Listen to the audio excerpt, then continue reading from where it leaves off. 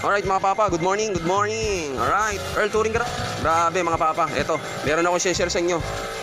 Napakaganda ng Scoopy mga papa, oh. Akala ko ito yung tiga Calamba na nakikita ko sa Facebook. So yun, yung pala, tiga Caloocan to, si papa. Yan, ginaya niya yung tiga Calamba. So napakaganda, oh. Grabe, pintura pa lang, umaabot na daw ng 12K. So yun, tapos nagpagawa si boss dito, project bike niya, no? Pumunta dito sa Earl Touring Garage para ipakabit naman tong mga piyesa niya. Napakaangas! Grabe mga papa, yun, no? Napakaangas! Yun, grabe. So, mabusisi ang gagawin natin dito sa Scoopy na to. So pagigihan natin galing pa ng North Caloocan. Tapos hindi pa dyan nagtatapos mga sir. Magpapakarga rin si boss. Yan, 130cc. Grabe, napakaangas. You know? So kulang na lang dito is yung black na 55. So i-order ko pa kasi naubusan tayo. Itong nakaraang taon, December, marami tayong kinargahan. So naubusan tayo ng stock.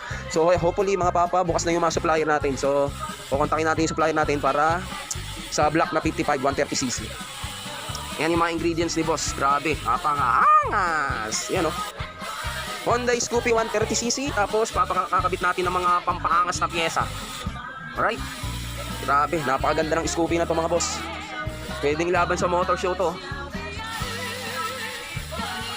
Tsaka sikat din yung nagpintura na ito. Taga Caloocan din siya sa may paho. So, grabe.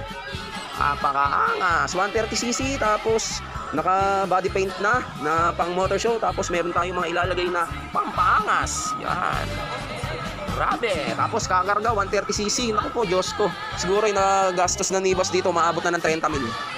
Alright, update ko kayo. Grabe. Sarap. Umpisa na natin to. Alright sir, update tayo. Ito, napalitan ko na ng block 55mm. Alright, tapos ito sir, kaya pala ayaw mag-start ng motor mo. Kaya ayaw mag-start, ayaw magtuloy-tuloy. Humahagok siya kasi ito. Kumuha ako ng gasolina sa tangke mo para panlinis. Ayun yung nakuha ko. Ano, gasolina at tubig ang nakuha ko sa tangke mo, boss. Yan. So, ano kaya nangyari dito boss sa motor mo kung bakit nalagyan ng tubig itong tangke? Ano ba to boss? Naulanan ba or mayroon bang ano? May nagloko ba sa inyo? Biniro ka, nilagyan ng tubig yung tangke mo. Ayan boss, kaya ayaw magdire-diretso ng start yung motor mo. Ang daming tubig, grabe. Idederain ko yung ano, yung tangke ng motor mo para mawala lahat ng tubig. Right? So ano, awareness lang tayo sa mga ka-Scoopy natin tsaka sa mga nakabit na ano, ugaliin nilang tignan. Ugaliin na lang tignan kung ano, kung may tubig ba yung tangke nila, or ingat din kayo sa mga pinapagasan nyo na gasolinahan. Tapos kung nauulanan din yung mga motor nyo, yan, baka napapasukan na ng tubig yung tangke. Kaya yan, ayaw mag-start at namamalya kasi may tubig yung gasolina or yung tangke. Alright.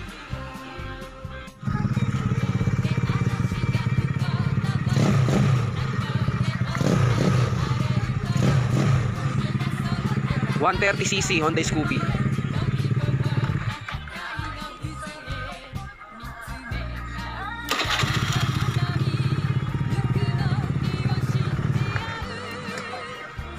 Push button. Okay, kahit na naka 130cc stock starter motor, kayang-kaya pa rin. Alright. So tuning tayo, tapos papalitan natin yung mga nasa harapan. Marami tayong papalitan, mga caliper, tapos itong mga headlight, itong signal light, tapos marami. Tapos tuning pa natin, marami pa tayong gagawing project dito. So inuna muna natin yung makina. Okay na yung makina, tuning na lang, break in, right? So bukas ulit, pagpatuloy natin to. Okay papa, update tayo dito sa motor mo. Ito, nakakabit na yung lever mo, tapos yung bagong signal light, okay na, left and right. So tapos yung wirings mo boss, medyo baka magdagdag tayo kasi medyo mabusisi yung naging wirings mo boss. Kaya medyo yun, medyo naging ano, challenging ang wirings, kaya inayos na rin boss. Alright, 130cc, tapos additional mga ganito. Okay, tapos boss ito, kinakabit na rin yung, ay napakaganda, napakaangas. Yun, grabe boss. Ikaw na may magandang motor boss. Right? Update na lang namin kayo boss pag natapos palalo. Alright.